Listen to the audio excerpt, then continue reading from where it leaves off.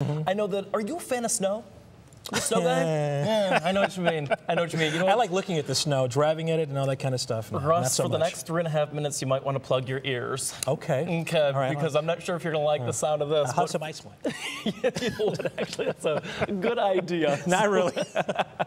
So, hey, here's what it looks like. If you're a fan of the cool temperatures, listen up. Tonight is your night. If you have a fireplace, throw a couple of logs in there and start it up, because it'll be one of those evenings where things are going to get chilly really very much so in a quick pace. Temperatures in the 20s eventually will bottom out in the teens, and when you factor in those winds, it'll feel like single-digit wind chills. Wednesday, Thursday, looking for some non-impactful snowfall on both of those days before we set our sights on a deep freeze and even more snowfall into this upcoming weekend. That could be impactful. More on that in just a moment. As we mentioned, temperatures in the 20s, you factor in a westerly wind between 5 to 10 miles per hour. That already drops our wind chill temperatures, or what it feels like to exposed skin, into the teens in Elyria. You'll notice 18 is what it feels like in Worcester. 15 is what it feels like right now in Mansfield. So again, bundle up, get the logs ready, throw it in the fireplace. You should be good to go tonight. We are dry and will stay that way throughout the evening and overnight hours. However,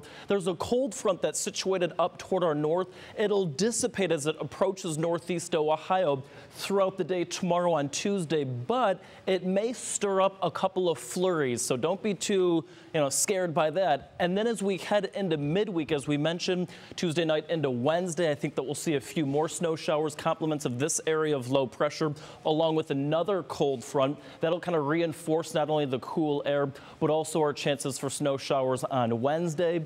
Let's go hour by hour through the next couple of days and just kind of show you what it looks like. Overnight tonight, we hang on to more cloud cover, a couple of flurries possible. Again, no big deal whatsoever. Throughout the day tomorrow, looking pretty good. This is what 5 o'clock tomorrow looks like, temperatures in the 30s.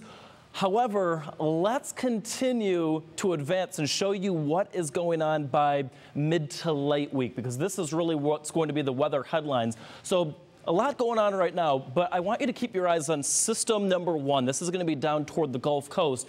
There's a lot of moisture with this. This is going to kind of come together, as you can see here, by Thursday and bring us another chance for some widespread snow showers. Not expecting a ton in the way of accumulation, perhaps a few inches certainly possible. That's on Thursday. And then right over my shoulder here, there's another system that you can see. It'll be moving on into the west coast as we head toward late week and especially into this upcoming weekend. That's going to continue to make headway into northeast Ohio as we head into Saturday. And by the first half of your weekend, this is what could be much more impactful. I'm thinking in terms of impacts by planes, trains, and automobiles could certainly be impacted by the snowfall that we're anticipating. So any travel plans from, say, Akron, Canton up towards Cleveland, perhaps your travel plans are taking you to Toledo and or Metro Detroit, Michigan, Indianapolis, Indiana. We are expecting widespread snow showers by that point. Now, could this pivot and could this change? Absolutely. But as of this point, it is something that we're watching very carefully, because, again, your weekend certainly could be impacted by it.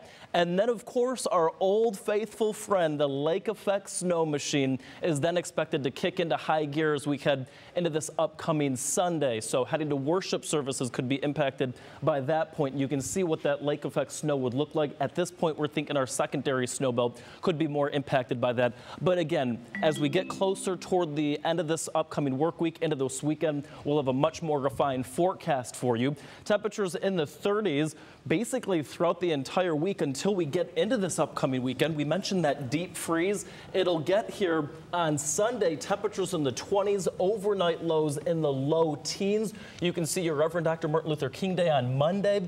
Any plans by that point, making it a day on, of course not a day off, or calling for temperatures in the mid-20s by that point.